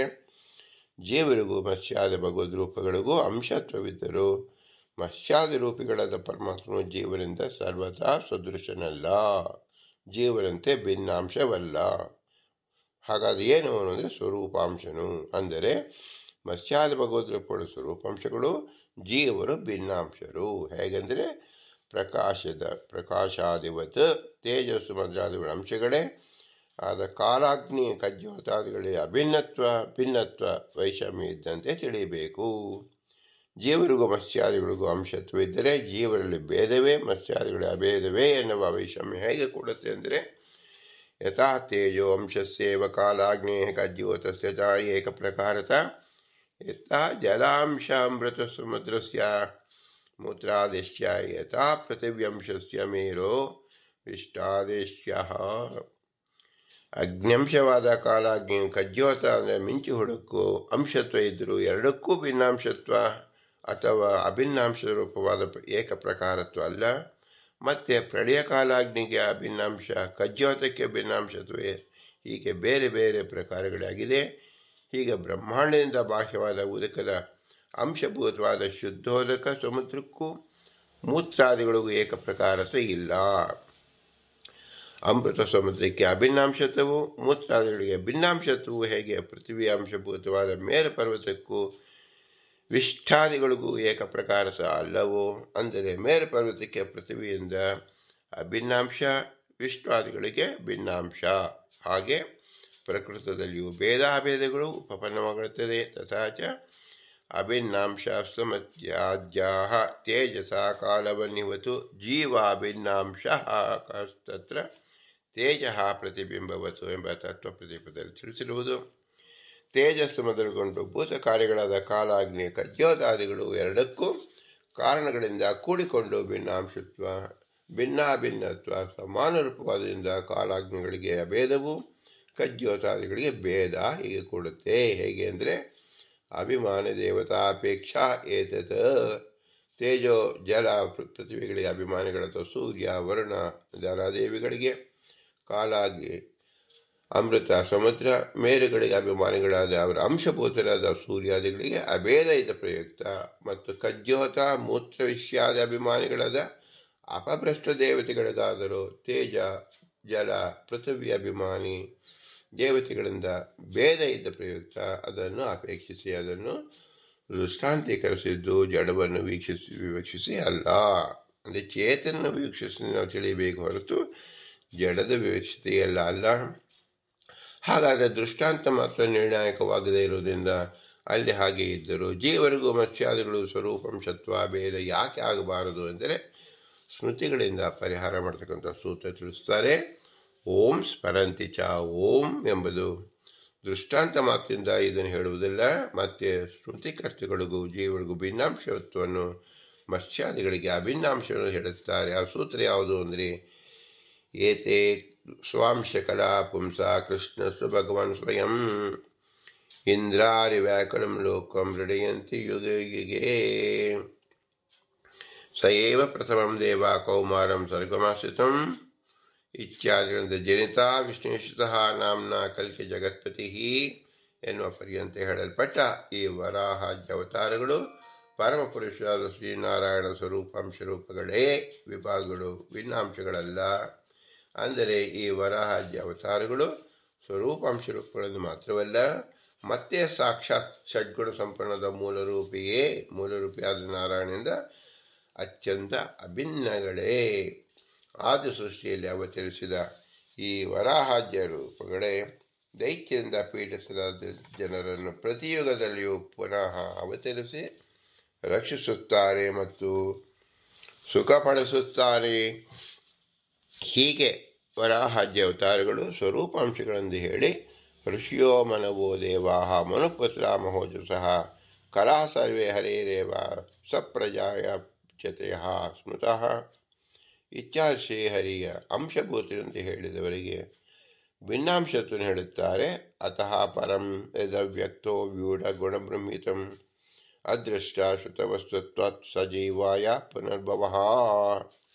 ಪರಮಪುರುಷರಿಂದಲೂ ಜಡದಿಂದಲೂ ಭಿನ್ನವಾದ ಅಕಾರ್ಯವಾದ ಅಥವಾ ಸೂಕ್ಷ್ಮವಾದ ಅನಾದಿ ಕಾಲದಿಂದ ಆರಂಭಿಸಿ ಯಾವಾಗಲಾದರೂ ಚ್ಯುತಿ ಇಲ್ಲದಿರುವ ಸತ್ವ ಸ್ವರೂಪವನ್ನು ಶ್ರವಣ ಮನನ ಉಪಾಸನ ಸಾಕ್ಷಾತ್ಕಾರಗಳನ್ನು ಮಾಡದೇ ಇದರಿಂದ ಪುನಃ ಪುನಃ ಹುಟ್ಟತಕ್ಕವನು ಮರಣವನ್ನು ಹೊಂದತಕ್ಕವನು ಯಾವ ಸಂಸಾರಿಯೋ ಆತನೇ ಜೀವನು. ಈಗ ಭಾಗವತದಲ್ಲಿ ಹೇಳಿದೆ. ತಥಾಚ ಏತೇ ಎನ್ನುವ ಆದ್ಯವಾಕ್ಯದಲ್ಲಿ ವರಾಹಾದ್ಯ ಅವತಾರಗಳಿಗೆ ಸ್ವರೂಪಾಂಶವನ್ನು ಹೇಳಿ, ಅತಃಪರಃ ಎಂಬ ಎರಡನೇ ವಾಕ್ಯದಲ್ಲಿ ಕಲಾ ಸರ್ವೇ ಹರೇರೇವಾ ಎಂದು ಅಂಗತ್ವೇನ ಉಕ್ತರಾದ ಜೀವರಿಗೆ ಭೇದವನ್ನು ಹೇಳಿದ್ರಿಂದ ಜೀವರಿಗೆ ಮತ್ಸ್ಯಾದಿಗಳಂತೆ ಸ್ವರೂಪಾಂಶತ್ವ ಅಲ್ಲ ಎಂದು ಉಕ್ತವಾಯಿತು. ಮತ್ಸ್ಯಾದಿಗಳಿಗೆ ಸ್ವರೂಪಾಂಶ, ಜೀವರಿಗೆ ಅಸ್ವರೂಪಾಂಶ. ಈ ಲಕ್ಷಣದ ಪ್ರಯುಕ್ತ ಅಂಶಿಯಾದ ಭೇದಾಭೇದಗಳು ಎನ್ನುವ ಅಭಿಪ್ರಾಯದಿಂದ ಅವರಿಗೆ ಲಕ್ಷಣವನ್ನು ಸ್ಮೃತಿಯಿಂದ ತಿಳಿಸ್ತಾರೆ. ಸ್ವಾಂಶಾತೋ ವಿಭಿನ್ನಾಂಶ ಇತಿ ದ್ವೇದ ಅಂಶ ಈಶತೆ ಅಂಶಿನೋ ಯತ್ ಸಾಮರ್ಥ್ಯಂ ಯಸ್ವರೂಪಂ ಯಥಾಸ್ಥಿತಿ ತದೇವ ನಾಣ್ಮಾತ್ರೋಪಿ ಭೇದ ಸ್ವಾಂಶಾಂಶಿನೋ ಕ್ವಚಿತ್ ವಿಭಿನ್ನಾಂಶೋ ಅಲ್ಪಶಕ್ತಿ ಸ್ಯಾತ್ ಕಿಂಚಿತ್ ಸಾದೃಶ್ಯ ಮಾತ್ರ ಯುಕ್ತ ಇತಿ ವರಾಹೇ. ಸ್ವರೂಪಾಂಶ ಅಥವಾ ಭಿನ್ನಾಂಶ, ಹೀಗೆ ಅಂಶ ಎರಡು ವಿಧ. ಅಂಶಿಗೆ ಯಾವುದು ಜಗತ್ಸೃಷ್ಟಾದ ರೂಪದ ಸಾಮರ್ಥ್ಯವೋ, ಯಾವುದು ಜ್ಞಾನಾನಂದ ಸ್ವರೂಪವೋ, ಸರ್ವೋತ್ತಮತ್ವಾದಿ ಯಾವುದು ಸ್ಥಿತಿಯೋ ಅಥವಾ ದೇಶ ಕಾಲಗಳಿಂದ ವ್ಯಾಪ್ತವಾಗಿರಬೇಕೆಯೋ ಅದೇ ಸ್ವರೂಪಾಂಶಕ್ಕೂ ಆಗುತ್ತದೆ. ಆದ್ದರಿಂದ ಭಿನ್ನವಾದುದು ಅಲ್ಲ. ಏಕೆಂದರೆ ಸ್ವರೂಪಾಂಶಕ್ಕೂ ಅಂಶಕ್ಕೂ ಯಾವ ಕಾಲದಲ್ಲಿಯೂ ಅತ್ಯಲ್ಪವಾದ ಅಂದರೆ ಅಭೇದ ಸಹಿತವಾದ ಭೇದ ಇಲ್ಲ. ಭಿನ್ನಾಂಶದ ಲಕ್ಷಣವನ್ನು ತಿಳಿಬೇಕಾದರೆ ಅಲ್ಪಶಕ್ತಿ ಉಳ್ಳದ್ದು ವಿಭಿನ್ನಾಂಶವು. ಅಲ್ಪಶಕ್ತಿ ಇರುವುದಾದರೆ ಅಂಶತ್ವ ಹೇಗೆ ಅಂದರೆ ಅಲ್ಪವಾದ ಜ್ಞಾನಾನಂದಾದಿ ಮತ್ತದಿಂದ ಅಥವಾ ಚಿತ್ತಾದ ರೂಪದಿಂದ ಕಿಂಚಿತ್ ಸಾದೃಶ್ಯ ಮಾತ್ರ ಯುಕ್ತವಾದುದು. ಮತ್ತು ಅಂಶಿ ಶಬ್ದದಿಂದ ಮುಖ್ಯವಾಚ್ಯರಾದ ಮತ್ಸ್ಯಾದಿಗಳ ಸತ್ತಾದಿಂದಲೇ ಸತ್ತಾವತ್ವ ರೂಪವಾದ ಕಿಂಚಿತ್ ಸಾದೃಶ್ಯವನ್ನು ಹೊಂದಿರುತ್ತದೆ ಎಂದು ವರಾಹದಲ್ಲಿ ಹೇಳಿದೆ. ಮಾತ್ರ ಶಬ್ದದಿಂದ ಜೀವನಿಗೆ ಪರಮಾತ್ಮನ ಸರ್ವ ಪ್ರಕಾರದಿಂದ ಸಾದೃಶ್ಯವಾಗಲಿ ಅಭೇದವಾಗಲಿ ಭೇದಾಭೇದವಾಗಲಿ ನಿರಸ್ತಗಳಾದವು ಅಂದರೆ ಇಲ್ಲ ಅಂದರ್ಥ. ಜೀವ ಕೇವಲ ಭಿನ್ನಾಂಶನೇ. ಈ ಸ್ವರೂಪಾಂಶಕ್ಕೆ ಲಕ್ಷಣ ಕೃಷ್ಣಾಜ ಅವತಾರದಲ್ಲಿ ಎಂದು ಸ್ಮೃತಿಯಿಂದ ಹೇಳುತ್ತಾರೆ. ನ ತತ್ಸಮೋದೋ ಅಭ್ಯಧಿಕಃ ಕುತೋ ಅನ್ಯಃ ಎಂಬತಕ್ಕಂಥದ್ದು. ನಿನಗೆ ಸಮಾನಿಕನು ಮತ್ತೊಬ್ಬನಿಲ್ಲ, ಅಧಿಕನು ಇಲ್ಲ, ಹೇಗಾದನು ಕೃಷ್ಣನ ಕುರಿತು ಅರ್ಜುನ ವಾಕ್ಯ ಇದೆ. ನ ಗುರು ನ ಜೇವೋ ಶ್ರೀರಾಮದೇವಸ್ಯ ಕುತಚಿತ್ ಇತ್ಯಾದಿ ಸ್ಮೃತ್ಯಂತರವನ್ನು ಇಟ್ಕೊಳ್ಳಬಹುದು. ಜೀವರಲ್ಲಿ ಅಲ್ಪಶಕ್ತಿಯಾದಿಗಳು ವಿಭಿನ್ನಾಂಶಕ್ಕೆ ಲಕ್ಷಣವೆಂದು ಅನುಭವ ಸಿದ್ಧವಾಗಿದೆ. ಅದನ್ನು ಶಾಸ್ತ್ರದಲ್ಲಿ ಹೇಳಬೇಕಾಗಿಲ್ಲ, ಪ್ರತಿಯೊಬ್ಬರೂ ಅನುಭವದಿಂದ ನಮಗೆ ಸಿದ್ಧವಾಗಿದೆ. ಇದನ್ನು ಸಹ ಯುಕ್ತಾಂತರದಿಂದ ಮತ್ಸ್ಯಾದಿಗಳಿಗೂ ಏಕವಿಧತ್ವ ನಿರಾಕರಿಸಿದ ಸೂತ್ರವನ್ನು ವ್ಯಾಖ್ಯಾನ ಮಾಡುತ್ತಾರೆ. ಓಂ ಅನುಜ್ಞಾ ಪರಿಹಾರೋ ದೇಹ ಸಂಬಂಧ ಜ್ಯೋತಿರಾದಿವತ್ ಓಂ ಪರಾಜ್ಞೆಯ ಪ್ರವೃತ್ತಿ ಪರತೋ ಬಂಧ ನಿವೃತ್ತಿಶ್ಚ ಜೀವಸ್ಯ ಪ್ರತೀಯತೆ ಅಂಶತ್ವೇ ದೇಹ ಸಂಬಂಧಾತ್. ಪರಮಾತ್ಮ ಪ್ರೇರಣೆಯಿಂದಲೇ ಪ್ರವೃತ್ತಿ, ಪರಮಾತ್ಮ ಪ್ರಸಾದದಿಂದಲೇ ಬಂಧ ನಿವೃತ್ತಿ ಎಂಬುದು ಜೀವನಿಗೆ ತೋರುತ್ತೆ. ಆದ ಕಾರಣ ಜೀವರಿಗೂ ಮತ್ಸ್ಯಾದಿಗಳು ಅಂಶತ್ವ ಇರುವುದಾದರೂ ಏಕವಿಧತ್ವ ಅಲ್ಲ. ಜ್ಯೋತಿರಾದಿಗಳಂತೆ ಯಾವುದೊಂದು ತೋರುತ್ತದೋ ಎಂದರೆ ತನ್ನ ಅಂಶಕರ್ಮದಿಂದ ಅನಿರ್ಮಿತವಾದ ದೇಹ ಸಂಬಂಧವಿದ್ದರಿಂದ ಜೀವನಿಗೆ ಅಂಶ ಅಧೀನವಾದ ಪ್ರವೃತ್ತಿಯಾದ ಮತ್ವವು ಅನಿಮಿತವಾಗುತ್ತದೆ. ಜೀವನಿಗೆ ಶ್ರೀಹರ ಪ್ರೇರಣೆಯಿಂದಲೇ ಪ್ರವೃತ್ತಿ, ಶ್ರೀಹರಿ ಪ್ರಸಾದದಿಂದಲೇ ಬಂಧ ನಿವೃತ್ತಿ ಎನ್ನುವುದರಲ್ಲಿ ಕ್ರಮದಿಂದ ಶ್ರುತಿಯನ್ನು ತಿಳಿಸುತ್ತಾರೆ. ಯಾ ಆತ್ಮಾನಂತರೋಪಯಮಯತಿ ಮಾಧ್ಯನಿಕ ಶಾಖೆ ತಮೇವ ವಿದ್ವಾನ್ ಅಮೃತಮಿಹ ಭವತಿ ಎಂಬ ತೈತರೀಯ ಇತ್ಯಾದೀನ ನತ ಪರಸ್ಯ. ಯಾ ಆತ್ಮಾನಂ ಇಚ್ಛಾಶ್ರುತಿಗಳಿಂದ ಜೀವನಿಗೆ ಶ್ರೀಹರಿಯಿಂದಲೇ ಪ್ರವೃತ್ತಿಯಾದಿಗಳು ತೋರುತ್ತದೆ. ಮತ್ಸ್ಯಾದಿಗಳಿಗೆ ಪ್ರವೃತ್ತಿ ಮೋಕ್ಷಗಳು ಈಶ್ವರನ ಅಧೀನವಾಗಿರುವುದರಿಂದ ಜೀವಸ್ವಾಮ್ಯವು ಏಕೆ ಇಲ್ಲ ಅಂದರೆ ಮತ್ಸ್ಯಾದಿಗಳಾದರೂ ಪರಮಾತ್ಮ ಪ್ರೇರಣೆಯಿಂದ ಪ್ರವೃತ್ತಿಯು ಪರಮಾತ್ಮ ಪ್ರಸಾದದಿಂದ ಬಂಧ ನಿವೃತ್ತಿಯೂ ಅಲ್ಲ. ಅದು ಹೇಗೆ ಅಂದರೆ ವಾಸುದೇವ ಸಂಕರ್ಷಣ ಪ್ರಜ್ಞಂನ ನಿರುದ್ಧೋ ಅಹಂ ಮತ್ಸ್ಯ ಕೂರ್ಮ ವರಾಹೋ ನಾರಸಿಂಹ ವಾಮನೋ ರಾಮೋ ಕೃಷ್ಣ ಬುದ್ಧ ಕಲ್ಕೇಹಂ ಶತಾದಂ ಸಹಸ್ರದಾಮಿತೋ ಅಹಂ ಅನಂತೋಹಂ ನ ವಯ್ಯತೆ ಜಾಯತೆ ನ ಮ್ರಿಯತೆ ನ ಯೇಷಮಜ್ಞಾನ ಬಂಧೋ ನ ಮುಕ್ತಿ ಸರ್ವಮೀಯತೆ ಪೂರ್ಣಃ ಅಜರಾಃ ಅಮೃತಾಃ ಪರಮಾಃ ಪರಾನಂದಃ ಇದು ಚತುರ್ವೇಶಿಕಾಯಾಂ. ಭಗವಂತನ ತನ್ನ ಲಕ್ಷಣವನ್ನೇ ತಿಳಿಸಕ್ಕಂಥ ಶ್ರುತಿ ಯಾವುದು? ನಾನು ವಾಸುದೇವ ಸಂಕರ್ಷಣ ಪ್ರಜ್ಞಂನ ನಿರುದ್ಧ ಎಂಬ 4 ಮೂರ್ತಿಯುಳ್ಳವನು. ಮತ್ತೆ ಮತ್ಸ್ಯ ಕೂರ್ಮ ನಾರಸಿಂಹ ವಾಮನ ಪರಶುರಾಮ ದಾಶರಥ ರಾಮ ಶ್ರೀಕೃಷ್ಣ ಬುದ್ಧ ಕಲ್ಕಿ ಎಂಬ 10 ಮೂರ್ತಿಯುಳ್ಳವನು. ಅವನೇ ಅಂದರೆ ನಾರಾಯಣನೇ ನಾರಾಯಣ ನರ ಶೌರ್ಯಾದಿ ಶತರೂಪವುಳ್ಳವನು, ವಿಶ್ವಾದಿ ಸಹಸ್ರರೂಪವುಳ್ಳವನು, ಪರಾದಿ ಬಹುರೂಪವುಳ್ಳವನು, ಅಜಿತಾದಿ ಅಜಿತ ರೂಪವುಳ್ಳವನು. ಈ ವಾಸುದೇವಾದಿ ಹುಟ್ಟುವುದೇ ಇಲ್ಲ, ಮರಣವನ್ನು ಹೊಂದುವುದೇ ಇಲ್ಲ. ಈ ವಾಸುದೇವಾದಿಯು ಶ್ರೀಹರಿ ಅನುಜ್ಞೆಯಿಂದ ಪ್ರವೃತ್ತಿಯೂ ಅಲ್ಲ, ಸಂಸಾರ ಬಂಧವೂ ಇಲ್ಲ, ಬಂಧಿನ ಮುಕ್ತಿಯೂ ಇಲ್ಲ. ಈ ರೂಪಗಳೆಲ್ಲವೂ ಪೂರ್ಣಗಳು. ಜರ ಇಲ್ಲದೆ ಇದ್ದವುಗಳು, ಮರಣ ಇಲ್ಲದವುಗಳು, ಸರ್ವೋತ್ತಮಗಳು, ಪೂರ್ಣಾನಂದಗಳು ಎಂದ ಚತುರ್ವೇಶಿಕಾದಲ್ಲಿ ಪರಮಾತ್ಮ ಪ್ರಸಾದದಿಂದ ಮತ್ಸ್ಯಾದಿಗಳಿಗೆ ಅನುಜ್ಞಾ ಪರಿಹಾರಗಳು ಇಲ್ಲ ಎಂದು ಉಕ್ತವಾಗಿದೆ. ಜೀವನ ಅಂಶಾಧೀನ ಪ್ರವೃತ್ತಿ ಉಳ್ಳವನು ದೇಹ ಸಂಬಂಧಯುತದಿಂದ ಯಾವುದು ಉಕ್ತವಾಗಿದೆಯೋ ಅದು ವ್ಯಾಪ್ತಿ ಇಲ್ಲದಿರುವುದರಿಂದ ಕೂಡುವುದಿಲ್ಲ ಎಂದರ್ಥ. ಯುಜ್ಯತೆ ಚ ಜ್ಯೋತಿರಾದಿವತ್ ಯಥಾದಿತ್ಯೋ ವಿಯದ್ಗತ ತತ್ಪ್ರಕಾಶವತ್ಯೇಕ ಪ್ರಕಾರ. ಜ್ಯೋತಿರಾದಿಗಳಂತೆ ಕೂಡುತ್ತದೆ ಹೇಗೆ? ಅಂತರಿಕ್ಷ ಲೋಕದಲ್ಲಿರ್ತಕ್ಕಂಥ ಸೂರ್ಯಮಂಡಲ ಅಭಿಮಾನದ ಅಂಶಿಯಾದ ಸೂರ್ಯನು, ಸೂರ್ಯಪ್ರಕಾಶ ಅಭಿಮಾನಿಯಾದ ಸೂರ್ಯ ಅಂಶವೂ ಕೂಡ ಏಕಪ್ರಕಾರವಾಗಿದೆಯೋ ಹಾಗೆಯೇ ಮತ್ಸ್ಯಾದಿಗಳು ಸಹ ಏಕಪ್ರಕಾರವಾದವುಗಳು. ತಥಾಚ ಮತ್ಸ್ಯಾದಿ ಸ್ವಾಂಶಾದೇನ ಪ್ರವೃತ್ತಿ ನ ಭವತಿ ಸ್ವಾಂಶಿಕ ಕರ್ಮ ನಿರ್ಮಿತ ದೇಹ ಸಂಬಂಧಿತ್ವಾತ್ ವಿಯದ್ ಪ್ರಕಾಶತ್ಯಾಭಿಮಾನವತಿ ಎಂಬ ಪ್ರಯೋಗವಾಗಿದೆ. ಶುಕ್ಲಂ ಕೃಷ್ಣಂ ಕನೀಯಕಾ ತದಂಶಸ್ಯಾಪ್ಯಕ್ತ ದೇಹ ಸಂಬಂಧ್ಯಾದನ್ಯತಾದೃಶಿ ತದನುಗ್ರಾಹತ್ವತೇನೈವ ವೃತ್ತಿ ಪರಿಹಾರಶ್ಚ. ತ್ರಿದೇವ ವೈಚಕ್ಷುಹು ಎನ್ನುವ ಬೃಹದಾರಕ ಶ್ರುತಿಯಲ್ಲಿ ಅಕ್ಷಿಗೆ ಶುಕ್ಲಾದಿ ಭೇದದಿಂದ ತ್ರೈವಿಧ್ಯವನ್ನು ಹೇಳಿದ್ರಿಂದ ಸೂರ್ಯಮಂಡಲಕ್ಕೂ ಅದರ ಸಾಮ್ಯದಿಂದ ಸೂರ್ಯ ಅಂಶತ್ವವು ಸಿದ್ಧವಾಗಿ ಚಕ್ಷುರಾಭಿಮಾನಿಗೆ ಸೂರ್ಯಮಂಡಲಾಭಿಮಾನತ್ವ ಸಿದ್ಧಿಸುತ್ತೆ.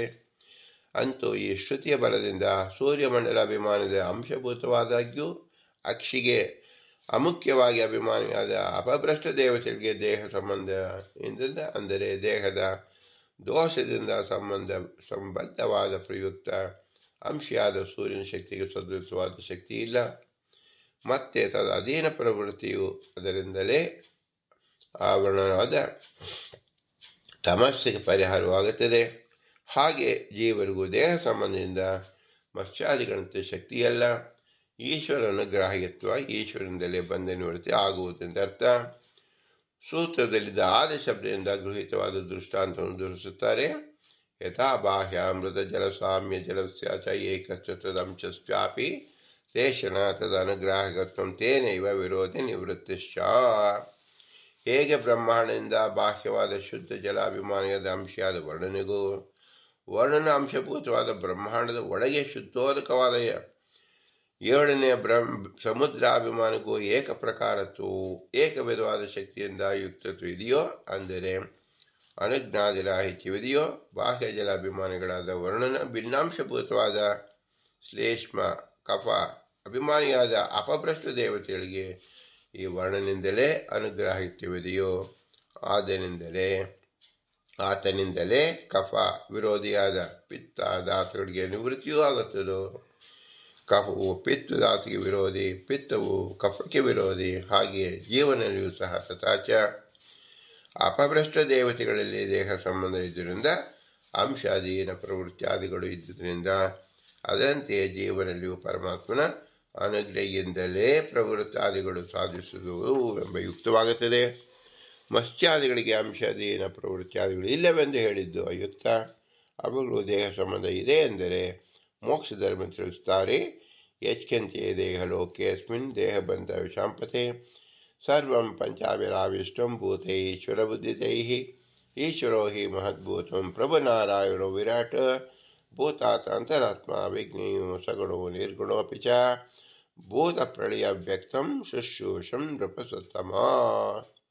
ಪ್ರಜೆಗಳಿಗೆ ಅಧಿಪತಿಯಾದ ಧರ್ಮರಾಜನೇ, ಈ ಲೋಕದಲ್ಲಿ ಚೇತನ ವರ್ಗದಲ್ಲಿ ಯಾವ ಜೀವ ಸಮುದಾಯವು ದೇಹ ಸಂಬಂಧವಾಗಿದೆಯೋ ಅದೆಲ್ಲವೂ ಈಶ್ವರನೇ ನಿಮಿತ್ತವಾಗಿ ಉಳ್ಳ ಪಂಚಭೂತ ಸಂಬಂಧವಾಗಿದೆ. ಈಶ್ವರನಿಗಾದರೂ ಭೌತಿಕ ದೇಹ ಸಂಬಂಧ ಇಲ್ಲ. ಈಶ್ವರನಾದರೂ ಸರ್ವಪೂಜ್ಯನು, ಅವನ ಅಪರಿಚಿನ್ನ, ಸದಾ ನಿರ್ವಿಕಾರನಾಗಿ ಇರತಕ್ಕವನು, ಸರ್ವಸಮರ್ಥನು, ಮುಕ್ತರಿಗೆ ಆಶ್ರಯನು, ನಿತ್ಯದಲ್ಲಿ ಅಭಿವ್ಯಕ್ತ ಸ್ವರೂಪನು, ಸರ್ವಜೀವಂತ ಅಂತರ್ಯಾಮಿ, ಮೋಕ್ಷವನ್ನು ಕೊಡತಕ್ಕವನು, ಸ್ವಾತಂತ್ರ್ಯ ಗುಣೋಪೇತನು, ಸತ್ವಾದ ಗುಣ ಶೂನ್ಯನು. ಈ ರೀತಿಯಲ್ಲಿ ರಾಜಶ್ರೇಷ್ಠರಿಗೆ ಕೇಳು. ಪ್ರಾಣಿಗಳಿಗೆ ಲಯ ಆಶಯವಾದ ಅವ್ಯಕ್ತ ತತ್ವಾಭಿಮಾನಿಯಾದ ರಮಾದೇವಿಯು ಆ ನಾರಾಯಣಿಗೆ ಸೇವಾ ಮಾಡತಕ್ಕವಳು. ಹೀಗೆ ಮೋಕ್ಷ ಧರ್ಮ ಹೇಳಿದೆ. ತಥಾತ ಶರೀರಗಳು ಭೌತಿಕಗಳಾದ್ದರಿಂದ ಭೂತಗಳು ಈಶ್ವರ ಜನ್ಯವಾದ್ದರಿಂದ ಈಶ್ವರನ ಮಹಾಮಹಿಪಯುತನಾದ ಪ್ರಯುಕ್ತ ಅಂತಹ ಈಶ್ವರಜನ್ಯಗಳಾದ ಭೂತಗಳು ದೇಹ ಸಂಬಂಧ ಸರ್ವೇಶ್ವರನು ಸರ್ವತಾ ಬಂಧಿಸಲಾರವು. ಆದ ಕಾರಣ ಮತ್ಸ್ಯಾದಿಗಳಿಗೆ ಭೌತಿಕ ಸಂಬಂಧ ಇರುವುದರಿಂದ ಆಕಾಶದ ಪ್ರಕಾಶಾದ್ಯ ಅಭಿಮಾನಿಗಳಂತೆ ಅಂಶಾಧೀನ ಪ್ರವೃತ್ತಿಯಾದ್ಯವು ಮಾತ್ರ ಉಕ್ತವಾಗಿ ಆಗಿದೆ. ಈ ಸೂತ್ರಾರ್ಥರು ಸ್ಮೃತಿಯನ್ನು ಹೇಳುತ್ತಾರೆ. ವರಾಹ ಪುರಾಣದಲ್ಲಿ ಅಂಶಾಚ ದೇಹಯೋಗ ಜೀವಾಹ ಬಂಧಾದ ಸಂಯುತಃ ಅನುಗ್ರಾಹೇಶ್ಚ ಈಶ್ವರೇಣ ನತು ಮತ್ಸ್ಯಾದಿಕೋ ಹರಿಃ ಅದೇಹ ಬಂಧಯೋಗ್ಯತ್ವಾದ್ಯತಾಯತ ಸೂರ್ಯಪ್ರಭಾ ಕ್ಷಣೇ ಯಥಾ ಅಮೃತ ಸಮುದ್ರಸ್ಯ ಶ್ಲೇಷ್ಮ ದೇಶ್ಯಾದಿರೂಪತಃ ಅನುಗ್ರಾಹ್ಯತ್ವಮನ್ಯೋಸ್ಯಂ ತೇನೇವ ವೃತ್ತಿರೋಧನಂ ಇತಿ. ಜೀವರು ಈಶ್ವರನ ಅಂಶರಾದಾಗ್ಯೂ ದೇಹ ಸಂಬಂಧಕ್ಕೆ ಯೋಗ್ಯವಾದ್ದರಿಂದ ಬಂಧ ಮೋಕ್ಷದಿಂದ ಯುಕ್ತರಾಗಿರುತ್ತಾರೆ. ಈಶ್ವರ ಅಧೀನ ಪ್ರವೃತ್ತಿ ಉಳ್ಳವರಾಗಿರುತ್ತಾರೆ. ಭೌತಿಕ ದೇಹ ಸಂಬಂಧ ಯೋಗ್ಯತೆಯಿದ್ದರಿಂದ ಮತ್ಸ್ಯಾದಿ ರೂಪಿಗಳಾದ ಶ್ರೀಹರಿಯ ಸ್ವರೂಪಾಂಶಗಳು ಬಂಧಾದಿಗಳಿಂದ ಯುಕ್ತಗಳಾಗುವುದಿಲ್ಲ. ಆದ ಕಾರಣ ಜೀವ ಪರಮಾತ್ಮನಿಗೆ ಸಾಮ್ಯವಿಲ್ಲ. ಆ ವಿಷಯದಲ್ಲಿ ದೃಷ್ಟಾಂತವನ್ನು ಹೇಳಬಹುದಾದರೆ ಪ್ರಭಾಭಿಮಾನಿಗಳಾದ ಸೂರ್ಯಾಂಶನು ಅಕ್ಷಾಭಿಮಾನಿಯಾದ ಅಪಭ್ರಷ್ಟ ದೇವತೆಯು ಏಕವಿಧವಾದ ಶಕ್ತಿಯುಳ್ಳವರಲ್ಲ. ಶುದ್ಧೋದಕ ಸಮುದ್ರಾಭಿಮಾನಿ ಶ್ಲೇಷ್ಮಾಭಿಮಾನಿಗೂ ಭಿನ್ನವಾದ ಪ್ರಕಾರವು ಭಿನ್ನವಾದ ಅಕ್ಷಿ ಶ್ಲೇಷ್ಮ ಅಭಿಮಾನಿಗಳಾದ ಅಪಭ್ರಷ್ಟ ದೇವತೆಗಳಿಗೆ ಅಂಶಿಯಾದ ಸೂರ್ಯನಿಂದಲೇ ಅನುಗ್ರಹಿಸಿಕೊಳ್ಳಲ್ಪಡುವಿಕೆ ಇದೆಯೋ, ಅಂದರೆ ಸೂರ್ಯ ಅಧೀನವಾದ ಪ್ರವೃತ್ತಿ ಉಳ್ಳತಕ್ಕೂ ಇದೆ. ಆ ಅಂಶಿಯಿಂದಲೇ ಆವರಣಭೂತವಾದ ತಮಸ್ಸು ಪಿತ್ತಾದಿಗಳು ನಿವೃತ್ತಿ ಆಗುತ್ತಿದ್ದು, ಹಾಗೆ ಪ್ರಕೃತದಲ್ಲಿಯೂ ಹೀಗೆ ವರಹದಲ್ಲಿ ಸೂತ್ರದಲ್ಲಿ ಹೇಳಲ್ಪಟ್ಟ ಪ್ರಮೇಯ ಹೇಳಿದೆ. ಯುಕ್ತಾಂತರದಿಂದ ಮತ್ಸ್ಯಾದಿಗಳು ಜೀವರಿಗೂ ಏಕ ಪ್ರಕಾರದ ನಿರಾಕರಿಸುವ ಸೂತ್ರವನ್ನು ಹೇಳುತ್ತಾರೆ. ಓಂ ಅಸಂತತೇಶ್ಚಾವ್ಯತಿಕರಃ ಓಂ ಅಪೂರ್ಣ ಶಕ್ತಿಷ್ಟ್ವದ ಜೀವಸ್ಯ ನ ಮತ್ಸ್ಯಾದಿ ಸಾಮ್ಯಂ. ಜೀವರಿಗೆ ಸಮ್ಯಕ್ ಶಕ್ತಿ ಇಲ್ಲದರಿಂದ ಮತ್ಸ್ಯಾದಿಗಳಾದರೂ ಸಂಪೂರ್ಣ ಶಕ್ತಿ ಇರುವುದರಿಂದ ಜೀವರಿಗೆ ಮತ್ಸ್ಯಾದಿಗಳಂತ ಸರ್ವಸಾಮ್ಯ ಇಲ್ಲ. ಮತ್ಸ್ಯಾದಿಗಳಿಗೆ ಪೂರ್ಣ ಶಕ್ತಿ, ಜೀವನಿಗೆ ಪೂರ್ಣ ಶಕ್ತಿ ಇಲ್ಲ ಎನ್ನುವುದು ಯಾವುದಂತ ಸಿದ್ಧವಾಗುತ್ತೆ ಅಂದರೆ ತಥಾಚ ಚತುರ್ವಿಷಕಾಯಂ ತಸ್ಯ ಹಾವಯೇತ ಸ ಪರಮಸ್ತೀರಿ ರೂಪಾಣಿ ಕೃಷ್ಣೋರಂ ಕಪಿಲ ಇತಿ ತಸ್ಯ ಹಾವಯೇತ ಸ ಪಂಚರೂಪಾಣಿ ದಶರೂಪಾಣಿ ಶತರೂಪಾಣಿ ಸಹಸ್ರರೂಪಾಣಿ ಅಮಿತರೂಪಾಣಿ ತಾನಿ ವಾ ಏತಾನಿ ಸರ್ವಾಣಿ ಪೂರ್ಣಾನಿ ಸರ್ವಾಣಿ ಅನಂತಾನಿ ಸರ್ವಾಣಿ ಸಮಿತಾನಿ ಅತ ಅವರಃ ಸರ್ವ ಏವ ಪೂರ್ಣಃ ಸರ್ವ ಏವ ಬಧ್ಯಂತೆ ಅತ ಮುಚ್ಚಂತೆ ಚ ಕೇಚರ ಇತಿ. ಪ್ರಸಿದ್ಧವಾದ ಸರ್ವೋತ್ತಮನಾದ ಶ್ರೀಹರಿ ಕೃಷ್ಣ, ರಾಮ, ಕಪಿಲ ಅನ್ನೋ ಮೂರು ರೂಪಗಳು. ಪರಮಾತ್ಮನಿಗೆ ನಾರಾಯಣ, ಅನಿರುದ್ಧ ಅಂತ 5 ರೂಪಗಳು. ಮತ್ಸ್ಯಾದಿ 10 ರೂಪಗಳು, ನಾರಾಯಣ ಅಷ್ಟೋತ್ತರ ರೂಪಗಳು, ಶತನಾಮ ವಾಚ್ಯಗಳು, ವಿಶ್ವಾದ ಸಹಸ್ರ ರೂಪಗಳು, ಅಜಿತಾದ ಅನಂತ ರೂಪಗಳು, ಈ ಎಲ್ಲ ರೂಪಗಳು ಗುಣಪೂರ್ಣಗಳಾಗಿದೆ. ಎಲ್ಲ ರೂಪಗಳು ದೇಶಕಾಲದಿಂದ ಅವಿನಾಶಿಗಳಾಗಿದೆ. ಎಲ್ಲ ರೂಪಗಳು ಸದೃಶ ವಸ್ತುಂತರವಿಲ್ಲದಗಳು. ಎಲ್ಲ ರೂಪಗಳು ಅಮಿತವಾಗಿದೆ. ಇನ್ನು ಅವರಾದ ಚೇತನ ಹೇಳಲ್ಪಡುತ್ತಾರೆ. ಎಲ್ಲ ಜೀವರು ದೇಶ ಕಾಲ ಗುಣದಿಂದ ಅಪೂರ್ಣ ಶಕ್ತಿ ಉಳ್ಳವರು. ಎಲ್ಲರೂ ಪಂಚಭೂತಗಳಿಂದ ಕಲ್ಪಿಸಿಕೊಡಲ್ಪಡುತ್ತಾರೆ. ಮೋಕ್ಷ ಯೋಗ್ಯರು ಪಂಚಭೂತಗಳಿಂದ ಮುಕ್ತರಾಗುತ್ತಾರೆ. ಹೀಗೆ ಚತುರ್ವಿಶಿಕಾದಲ್ಲಿ ಹೇಳಿದೆ. ಈ ಯುಕ್ತಂತ್ರದಿಂದ ಅರ್ಥವನ್ನು ಹೇಳ್ತಕ್ಕಂಥ ಸೂತ್ರವನ್ನು ವ್ಯಾಖ್ಯಾನ ಮಾಡುತ್ತಾರೆ. ಓಂ ಆಭಾಸ ಏವಚ. ಓಂ ರೂಪಂ ರೂಪಂ ಪ್ರತಿರೂಪೋಪಭೂವ ಇತಿ ಪ್ರತಿಬಿಂಬಶ್ಚನ ಸಾಮ್ಯಂ. ಜೀವನು ಪರಮಾತ್ಮ ಅಧೀನವಾದ ಸತ್ತ ಪ್ರತೀತ್ಯಾದಿಮಶ್ಚ ರೂಪವಾದ ಪ್ರತಿಬಿಂಬತ್ವ ಮುಕ್ತನಾಗಿರುತ್ತಾನೆ. ರೂಪಂ ರೂಪಂ ಪ್ರತಿರೂಪಂ ಬಭೂವ ತದಸ್ಯ ರೂಪಂ ಪ್ರತಿಚಕ್ಷಣಾಯ ತ್ರಿವರ್ಜೀವ ಸಮುದಾಯ. ಪರಮೇಶ್ವರ ಬಿಂಬರೂಪವನ್ನು ಕುರಿತು ಪ್ರತಿಬಿಂಬವಾಗಿ ಇರುತ್ತದೆ. ಆ ಬಿಂಬರೂಪ ಪ್ರತಿಬಿಂಬದಿಂದ ಹೇಳಲ್ಪಡ ಯೋಗ್ಯ ಜೀವನಿಗೆ ಮುಕ್ತಿಗಾಗಿ ಸಾಕ್ಷಾತ್ಕಾರ ವಿಷಯವಾಗುತ್ತದೆ. ಆ ಶ್ರೀಹರಿ ತನ್ನ ಸಾಮರ್ಥ್ಯಗಳಿಂದಲೇ ಅನಂತ ಜೀವರಿಗೆ ಬಿಂಬರೂಪನಾಗಿ ತಿಳಿಯಪಡುತ್ತಾನೆ. ಶ್ರೀಹರಿಗೆ ಹರಿನಾಮಕಗಳಾದ ಅನಂತ ರೂಪಗಳು ವ್ಯೂಹಗಳಾಗಿದೆ. ಈ ಶ್ರುತಿಯಿಂದ ಜೀವರಿಗೆ ಪ್ರತಿಬಿಂಬಾಂಶತ್ವ ಇದರಿಂದ ಮತ್ಸ್ಯಾದಿಗಳಿಗೆ ಪ್ರತಿಬಿಂಬಾಂಶತ್ವ ಇಲ್ಲದಿರುವುದರಿಂದಲೂ ಅಂಶತ್ವವಿದ್ದರೂ ಜೀವರಿಗೆ ಮತ್ಸ್ಯಾದಿಗಳದ್ದು ಸಾಮ್ಯವಿಲ್ಲ ಅಂತ ತಿಳಿಯಬೇಕು.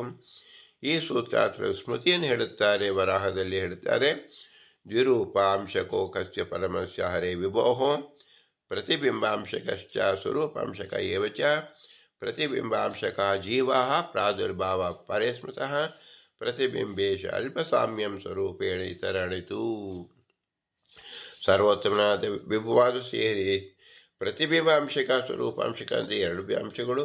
ಜೀವರೆಲ್ಲರೂ ಪ್ರತಿಬಿಂಬಾಂಶಕರು, ಸ್ವರೂಪಾಂಶಗಳು ಮತ್ಸ್ಯಾದಿ ಅವತಾರಗಳು. ಜೀವರಿಗೆ ಪ್ರತಿಬಿಂಬಾಂಶತ್ವ ಮತ್ಸ್ಯಾದಿಗಳಾದರೂ ಸ್ವರೂಪಾಂಶದ ಯಾಕೆ ಇಟ್ಟುಕೊಡಬೇಕು ಅಂದರೆ, ಎಲ್ಲರಿಗೂ ಸ್ವರೂಪಾಂಶವನ್ನು ಯಾಕೆ ಹೇಳಬಾರದು ಅಂದರೆ, ಪ್ರತಿಬಿಂಬಗಳಲ್ಲಿ ಅತ್ಯಲ್ಪವಾದ ಸಾಮ್ಯವೇ. ಮತ್ಸ್ಯಾದಿ ಪ್ರಾದುರ್ಭಾವ ರೂಪಗಳಾದರೂ ಸ್ವರೂಪಾಂಶಗಳೇ ಆದ ಕಾರಣ ಸರ್ವಸ್ವಾಮಿಗಳಿಂದ ಕೂಡಿರುತ್ತದೆ ಎಂದು ವರಾಹ ಪುರಾಣದಲ್ಲಿ ಸೂತ್ರಾರ್ಥ ಹೇಳಿದೆ. ಜೀವರಿಗೆ ಪರಮಾತ್ಮ ಪ್ರತಿಬಿಂಬತ್ವ ಯುಕ್ತವಲ್ಲ. ಜೀವಾತಿರಿಕ್ತ ಉಪಾಧಿ ಇರುವುದರಿಂದ ಅಂದರೆ ಸ್ವೋಪಾದ ಅನುಪಾದಶ್ಚ ಪ್ರತಿಬಿಂಬ ವಿಧೇಯತ ಜೀವ ಈಶಃ ಸ್ವ ಅನುಪಾದಿ ಇಂದ್ರ ಚಾಪಯತೋರವೇ ಪೈಂಗಿಲಿ ಶ್ರುತಿಯಲ್ಲಿ ಹೇಳಿದೆ. ಪ್ರತಿಬಿಂಬ ಸೋಪಾದಿ ಅನುಪಾದಿ ಎಂದು 2 ವಿಧ. ವೃಷ್ಟಿ ಸೂಚಕವಾದ ಧನುಸಿನ ಆಕಾರವಾದ ಇಂದ್ರಚಾಪ ಬಿಂಬಾತಿರಿಕ್ತ ಉಪಾಧಿ ಇಲ್ಲದಿರುವುದರಿಂದ ಸೂರ್ಯನ ದಿಶೆಗೆ ಹೇಗೆ ನಿರುಪಾದಿ ಪ್ರತಿಬಿಂಬವೋ ಆದ್ದರಿಂದಲೇ ಇಂದ್ರಚಾಪಕ್ಕೆ ಸೂರ್ಯನಿಂದ ಅತ್ಯಂತ ಸಾದೃಶ್ಯವಿದೆಯೋ ಹಾಗೆ ಜೀವನು ಶ್ರೀಹರಿಗೆ ಜೀವ ಸ್ವರೂಪಾತಿರಿಕ್ತವಾದ ಉಪಾದಿಯಿಂದ ರಹಿತನ ಬಿಂಬನು. ಇಲ್ಲಿ ದೃಷ್ಟಾಂತದಲ್ಲಿ ಬಿಂಬಾತಿರಿಕ್ತ ಉಪಾಧಿ ಇಲ್ಲದಿರುವುದು, ದಾಷ್ಟಾಂತಿಕದಲ್ಲಿ ಪ್ರತಿಬಿಂಬಾತಿರಿಕ್ತ ಉಪಾಧಿ ಇಲ್ಲದಿರುವುದು ಅಂತೂ ಅತಿರಿಕ್ತ ಉಪಾಧ್ಯಾಭಾವ ಉಭಯತ್ರ ಸಮಯವಾಗಿದೆ. ಇಂದ್ರಚಾಪ ಸೋಪಾದಿ ಪ್ರತಿಬಿಂಬಕ್ಕೆ ಉದಾಹರಣೆ. ಅದಕ್ಕೆ ಮೇಘಮಂಡಲವ ಸೂರ್ಯ ತೇಜಸ್ಸು ಉಪಾಧಿ, ಅದೇ ಉಪಾದಾನ ಕಾರಣ. ಜೀವನು ನಿರುಪಾಧಿ ಪ್ರತಿಬಿಂಬಕ್ಕೆ ಉದಾಹರಣನು. ಹೀಗೆ ಯಥಾಶಬ್ದವನ್ನು ಆವೃತ್ತಿ ಮಾಡಿಕೊಂಡು ವಾಕ್ಯದ ದೃಷ್ಟಾಂತ ಪರವಾದುದು ಎಂದು ಇಟ್ಕೊಳ್ಳಬೇಕು. ಜೀವನು ನಿರುಪಾಧಿ ಪ್ರತಿಬಿಂಬನೆನ್ನುವುದು ದೃಷ್ಟಾಂತವನ್ನು ಹೇಳುತ್ತಾರೆ. ಯಥ ಏಷ ಪುರುಷೇ ಛಾಯಾ ಏತಸ್ಮಿನ್ ಏತದಾತಾತಂ ಇತಿ ಶ್ರುತಿ. ಹೇಗೆ ದೇಹದ ನೆರಳು ದೇಹದಲ್ಲಿ ವ್ಯಾಪ್ತವಾಗಿದೆಯೋ, ದೇಹ ಅಧೀನವಾಗಿದೆಯೋ, ದೇಹದ ಪ್ರತಿರೂಪವಾಗಿದೆಯೋ, ಹಾಗೆ ಪ್ರತಿಬಿಂಬ ರೂಪವಾದ ಈ ಜೀವ ಸಮುದಾಯ ಪುರುಷೋತ್ತಮನಾದ ವಿಷ್ಣುವಿನ ಅಧೀನವಾಗಿದೆಯೇ ಎಂದು ಶ್ರುತಿ ಹೇಳ್ತಾ ಇದೆ. ಇದು ಅನುಪಾಯಿತ ಪ್ರತಿಬಿಂಬಕ್ಕೆ ಉದಾಹರಣ. ತಥಾಚ ಅತಿರಿಕ್ತ ಉಪಾಧಿ ಇಲ್ಲವಾದರೂ ಇಂದ್ರತಾಪ ವಾಯುವಾದಿಗಳಂತೆ ಜೀವನಿಗೆ ಪ್ರತಿಬಿಂಬ ಅಂಶತ್ವ ಯುಕ್ತವಾಗುತ್ತದೆ. ಜೀವ ಉಪಾಧಿ ದ್ವಿಧಾಪ್ರೋಕ್ತ ಸ್ವರೂಪಂ ಬಾಹ್ಯವಚ ಬಾಹ್ಯ ಉಪಾಧಿ ವಿಲಯಂ ಯಾಂತಿ ಮುಕ್ತಾನ್ಯಸ್ಯತು ಸ್ಥಿತಿ ಸರ್ವ ಉಪಾಧಿ ವಿನಾಶೇತು ಪ್ರತಿಬಿಂಬ ಕಥಂ ಭವೇತ್ ಇತ್ಯಾದಿ ಪ್ರಮಾಣಾಂತರದಿಂದ ಸೋಮಾದಿ ಪ್ರತಿಬಿಂಬತ್ವ ವಿಧಿಸಿದ್ದರಿಂದ ವಿರೋಧವೆಂದು ಹೇಳಿಕೊಡುವುದು. ಜೀವ ಪ್ರತಿಬಿಂಬತ್ವ ಸ್ವರೂಪೋಪಾದಿ ಪ್ರಯೋಜನ ಇದ್ದರೂ ಬಾಹ್ಯ ಉಪಾದಿ ಪ್ರಯೋಜತ್ವ ಇಲ್ಲ ಎನ್ನುವ ಅಭಿಪ್ರಾಯದಿಂದಲೇ ಅನುಪಾದಿತ್ವ ಅಂತ ಹೇಳಿದ್ದು. ಹೀಗೆ ಪ್ರಕಾಶಾತಿವತ್ತು ಇತ್ಯಾದಿ 5 ಸೂತ್ರದ ಜೀವರಿಗೆ ಈಶ್ವರ ಅಂಶತ್ವ ಇದ್ದರೂ ಮಶ್ಚಾದಿಗಳಂತೆ ಸ್ವರೂಪ ಅಂಶತ್ವ ಇಲ್ಲ ಎಂಬ ಉಕ್ತಿಯಿಂದ ಅನಂಶತ್ವ ಶ್ರುತಿಗಳಿಗೆ ಗತಿ ಉಕ್ತವಾಯಿತು. ಅಂಶತ್ವ ಅಂದರೆ ಬ್ರಹ್ಮನ ಪ್ರತಿಬಿಂಬ ರೂಪವಾದ ಜೀವನಿಗೆ ಬ್ರಹ್ಮದ ನ್ಯೂನತ್ವವಿದ್ದು, ಕಿಂಚಿತ್ ಬ್ರಹ್ಮ ಸಾದೃಶ್ಯ ಪ್ರತಿಬಿಂಬತ್ವ ಅಂದರೆ ಬ್ರಹ್ಮನ ಅಧೀನತ್ವ ಇದ್ದು ಬ್ರಹ್ಮನ ಯತ್ಕಿಂಚಿತ್ ಸಾದೃಶ್ಯ ವಿಶೇಷ ಅಂತ ತಿಳಿಯಬೇಕು. ಒಟ್ಟಿನಲ್ಲಿ ಅದಕ್ಕೆ ಸಾರಾಂಶ, ಜೀವನು ಈಶ್ವರನ ಅಂಶನೆಂದು ಅಥವಾ ಅನಂಶ ಅಂತ ನಿರ್ಣಯಕ್ಕೆ ಶಕ್ಯವೋ ಇಲ್ಲವೋ ಅಂತ ಸಂದೇಹ ಬಂದರೆ ಶಕ್ಯನಲ್ಲ ಅಂತ ಪೂರ್ವ ಪಕ್ಷ. ಹೇಗೆಂದರೆ ನೈವಾಂಶೋ ನಾವು ಸಂಬಂಧ ಪರಸ್ಯ ಅನಂತಾಂಶ ಶ್ರುತಿಯಿಂದ ಅಂಶತ್ವ ನಿರ್ಣಯಿಸಲು ಶಕ್ಯವಿಲ್ಲ. ಜೀವನಿಗೂ ಈಶ್ವರ ಅಂಶತ್ವ ಇದ್ದರೆ ಮಶ್ಚಾದ ಸಾಮ್ಯ ಬರಬೇಕಾಗದು. ಅಂಶ ಇವ ಹೀಮೆ ಜೀವಾ ಇವ ಅಂಶತ್ವ ಶ್ರುತಿಯಿಂದ ಅನಂಶವೆಂದು ನಿರ್ಣಯಿಸಲು ಶಕ್ಯವಿಲ್ಲ. ಅಂದರೆ ಪಿತ್ರಾದಿಗಳಿಂದ ಪುತ್ರಾದಿಗಳು ಹೇಗೆ ಪೋಷರಾಗುತ್ತಾರೋ ಹಾಗೆ ಜೀವರು ಈಶ್ವರರಿಂದ ಪೋಷರಾದ್ದರಿಂದ, ಈಶ್ವರದಿಂದ ಉಪಜೀವರಾದ್ದರಿಂದ, ಈಶ್ವರದಿಂದ ನ್ಯೂನತೆಯನ್ನು ಕಿಂಚಿತ್ ಸಾದೃಶ್ಯ ರೂಪವಾದ ಈಶ್ವರನ ಅಂಶತ್ವವಾಗಿರುತ್ತಾರೆ. ಅಂಶೋ ಯೇಷ ಪರಸ್ಯ ಎಂದು ಉಪಕ್ರಮಿಸಿಕೊಂಡು ನಾನಾ ಹೀಯರು ವ್ಯಪದಿಶ್ಯಂತಿ ಪಿತೇತಿ ಪುತ್ರೇತಿ ಎಂದ ನಾನಾ ಪ್ರಕಾರ ಸಂಬಂಧ ಹೇಳಿದೆನೆಂದಲೂ ಹಾಗೆ ಅನ್ಯ ಪರೋ ಅನ್ಯ ಜೀವ ಬ್ರಹ್ಮದಿಶ ಬ್ರಹ್ಮಕಿತವಃ ಎಂದು 2 ಶ್ರುತಿಯಲ್ಲಿ ಭೇದ ಅಭೇದೋಕ್ತವಾದ ಅನುವಾದ ಉತ್ಪತ್ತಿಯಿಂದ ಸ್ವರೂಪಾಂಶ ಭಿನ್ನಾಂಶ 2 ವಿಧ ಅಂಶಗಳು ಸಿದ್ಧಿಸುತ್ತದೆ. ಪಾದೋಸ್ಯ ವಿಷಭೂತಾನೆಂಬ ಮಂತ್ರವನೆಂದಲೂ ಮಮೈವಾಂಶ ಜೀವಲೋಕೆ ಎನ್ನುವ ಸ್ಮೃತಿ ಎಂದಲೂ ಅನಂತಾಂಶ ಶ್ರುತಿ ಸ್ವರೂಪಾಂಶ ನಿಷೇಧ ಪರವಾದುದು. ತೇಜೋ ಅಭಿಮಾನದ ಅಂಶಗಳಿಂದ ಕಾಲಾಗ್ನಿ ಕಜ್ಜೋ ಅಭಿಮಾನಿಗಳಂತೆ ಸ್ವರೂಪಾಂಶತ್ವ ಭಿನ್ನಾಂಶತ್ವಗಳಿಂದಲೂ ಸೂರ್ಯಾಂಶಗಳಾದ ಪ್ರಭಾಭಿಮಾನಿ ಅಪಭ್ರಷ್ಟಾಭಿಮಾನಿಯಂತೆ ಸ್ವಾಧೀನ ಪ್ರವೃತ್ತಿರಾಹಿತ್ಯ ಸ್ವಾಧೀನ ಪ್ರವೃತ್ತಿಗಳಿಂದಲೂ ಪೂರ್ಣಶಕ್ತಿತ್ವ ಪೂರ್ಣಶಕ್ತಿಯ ಭಾವ ಎಂದಲೂ ಈಶ್ವರನ ಅಪ್ರತಿಬಿಂಬತ್ವ ಈಶ್ವರನ ಪ್ರತಿಬಿಂಬತ್ವಗಳಿಂದಲೂ ಮತ್ಸ್ಯ ಮೊದಲಾದ ಈಶಾವತಾರ ಜೀವರಿಗೆ ಈಶನ ಅಂಶತ್ವವಿದ್ದರೂ ಸಾಮ್ಯವಿಲ್ಲ. ಅಂತೂ ಮತ್ಸ್ಯಾದಿಗಳಿಗೂ ಸ್ವರೂಪಾಂಶರು, ಜೀವರು ಭಿನ್ನಾಂಶರು. ಭಗವಂತನು ಭಿನ್ನ ಪ್ರತಿಬಿಂಬವನಲ್ಲ, ಭಗವಂತ ಕೇವಲ ಬಿಂಬ. ಜೀವರು ಪ್ರತಿಬಿಂಬರು. ಮತ್ತರು ಅನಂತ ಜೀವರಿರುವುದರಿಂದ ಭಗವಂತನು ಅನಂತ ರೂಪವನ್ನು ತೆಗೆದುಕೊಂಡಿದ್ದಾನೆ. ಅನಂತ ರೂಪದಿಂದ ಅನಂತ ಜೀವರನ್ನು ಅನಂತ ಪ್ರತಿಬಿಂಬವೂ ನಾವು ಕಾಣುತ್ತೇವೆ.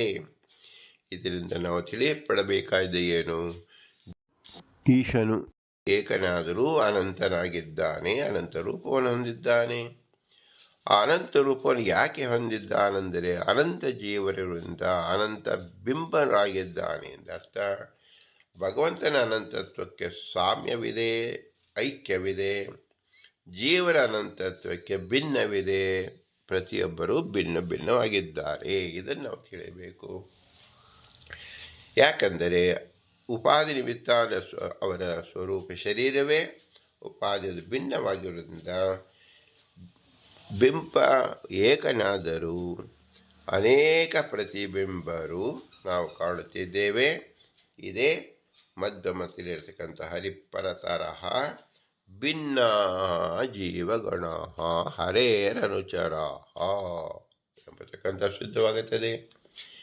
ಇದು ನಮ್ಮಲ್ಲಿ ಸಿದ್ಧವಾಗಿದ್ದರೂ ಸಹ, ಪ್ರತ್ಯಕ್ಷ ಸಿದ್ಧವಾಗಿದ್ದರೂ ಸಹ ಶ್ರುತಿ ಸ್ಮೃತಿಯಿಂದ ನಾವು ತಿಳಿದುಕೊಂಡಾಗ ಗಟ್ಟಿಯಾಗುತ್ತದೆ. ಇದರಿಂದ ಬಿಂಬ ಪ್ರತಿಬಿಂಬತ್ವವನ್ನು ಚೆನ್ನಾಗಿ ತಿಳ್ಕೊಳ್ಳಬೇಕಿದೆ ಬಿಂಬ ಉಪಾಸನೆ ಎಂಬತಕ್ಕಂಥದ್ದು. ಇಂಥ ಮಹಾವಿಶೇಷವನ್ನು ತಿಳಿಸಿ ಪುರಂದರದಾಸರು ಅವರ ಅಂತರ್ಯಾಮಿ ಪುರಂದರ ವಿಠಲ ಈ ಬಿಂಬ ಉಪಾಸನೆಯನ್ನು ಸ್ಪಷ್ಟವಾಗಿ ನಾವು ತಿಳಿದುಕೊಳ್ಳುತ್ತಾ ಹೋದಾಗ ಇದರ ವಿಶೇಷವಾದ ಯುಕ್ತಿಯಿಂದ, ಶಕ್ತಿಯಿಂದ ಭಕ್ತಿಯನ್ನು ನಾವು ವೃದ್ಧಿ ಮಾಡಿಕೊಳ್ಳಬಹುದು. ಇದೇ ಅಭಿಪ್ರಾಯದಿಂದ ಮನುಷ್ಯ ಜನ್ಮವನ್ನು ಭಗವಂತ ಕೊಟ್ಟಿದ್ದಾನೆ. ಈ ಮನುಷ್ಯ ಜನ್ಮಕ್ಕೆ ಕಾರಣವಾದ ಮಾತಾಪಿತೃ ನಮಸ್ಕರಿಸಿ, ಅವರ ಇರುವಿಗೆ ನೆರವಾದ ಗುರು ಹಿರಿಯಗೆ ನಮಸ್ಕರಿಸಿ, ಇವರಲ್ಲಿ ತತ್ವಾಭಿಮಾನಿ ದೇವತೆ ನಿಂತು ಈ ವಿಷಯವನ್ನು ತಿಳಿಸಿದ್ದಾರೆ ಅವರಿಗೆ ವಿಶೇಷವಾಗಿ ನಮಸ್ಕರಿಸಿ, ಇವರಲ್ಲಿ ಭಾರತೀಯ ಪತಿ ವಾಯುದೇವರು ಈ ಜ್ಞಾನವನ್ನು ಒದಗಿಸಿದ ಮೂಲ ಗುರುಗಳಾದ ವಾಯುದೇವರಿಗೆ ನಮಸ್ಕರಿಸಿ. ಇವರೆಲ್ಲರೂ ಅಸ್ವತಂತ್ರರು. ಸ್ವತಂತ್ರದ ಭಗವಂತ ಲಕ್ಷ್ಮೀನಾರಾಯಣ ಮಾತ್ರ. ಅವರಿಗೂ ನಾವು ವಂದಿಸುವುದು ಹೇಗೆ? ಸ್ವರೂಪಾಂಶರೆಲ್ಲ ಭಗವಂತ ಅತ್ಯಂತ ಸರ್ವಸಮರ್ಥನಾಗಿದ್ದಾನೆ. ನಾವೆಲ್ಲರೂ ಅವನ ಬಿಂಬರಾಗಿದ್ದೇವೆ, ಭಿನ್ನಾಂಶರಾಗಿದ್ದೇವೆ, ಸ್ವರೂಪಾಂಶರಲ್ಲ. ಭಗವಂತ ಸ್ವತಂತ್ರ, ನಾವು ಅಸ್ವತಂತ್ರರು. ನಾವು ಅವನ ಅಧೀನದಲ್ಲಿದ್ದೇವೆ ಮತ್ತು ಅವನ ಸಾದೃಶ್ಯದಲ್ಲಿದ್ದೇವೆ ಎಂಬುದನ್ನು ಮಾತ್ರ ತಿಳಿಯಬೇಕು. ಇಂತಹ ಮಹಾಪ್ರಮೇಯವನ್ನು ತಿಳಿಸಿದ ಭಗವಂತನಿಗೆ ಹೇಗೆ ಉಪಕಾರ ಸ್ಮರಿಸುವುದು, ಉಪಕಾರವನ್ನು ಮಾಡುವುದು ಎಂದರೆ ಭೂಯಿಷ್ಠಾಂತೆ ನಮ್ಮ ಉಕ್ತಿಮಿದೇಮ, ಭೂಯಿಷ್ಠಾಂತೆ ನಮ್ಮ ಉಕ್ತಿಮಿದೇಮ, ಭೂಯಿಷ್ಠಾಂತೆ ನಮ್ಮ ಉಕ್ತಿಮಿದೇಮ ಅಂತ ಹೇಳಿ ವಿನಮ್ರವಾಗಿ ನಮಿಸೋಣ. ಭಾರತೀಯರ ಮುಖ್ಯ ಪ್ರಾಣ ಅಂತ ಶ್ರೀಕೃಷ್ಣಾರ್ಪಣ. ಹರಿ ಓಂ, ಹರಿ ಓಂ, ಹರಿ ಓಂ.